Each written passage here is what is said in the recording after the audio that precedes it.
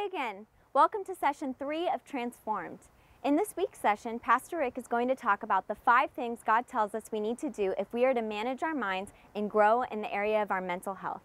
His focus will be on our thoughts and the ways in which we can begin to really manage the things we think about on a daily basis.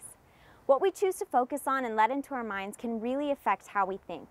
That's why it is so important to choose what we read and who we learn from. In our discussion time, we will help you think through the things that contribute to your mental health. As you go through the discovery questions this week, we want to remind you that the goal is not to get through every question, but to get some great discussion going and talk about the things you just learned. If you can't get through all the questions, feel free to choose 1 or 2 you really want to focus on. Remember, you want to get to the putting it into practice section so each of your members will have time to set a goal each week. So be sure to give enough time to cover this section.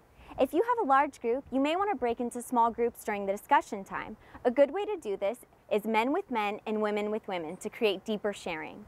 In this week's Putting It Into Practice, group members will be asked to set a 3-month goal in the area of their mental health. Group members will be asked to consider the 5 areas covered in this week's lesson and pick an area and one thing they could set as a goal to grow in that area. Because goals that are not written down rarely get accomplished, you want to encourage your group members to write their goals down on the My 3-Month Goal sheet in the front of the workbook. Well, we hope you have a great time with your small group, and we'll see you next time.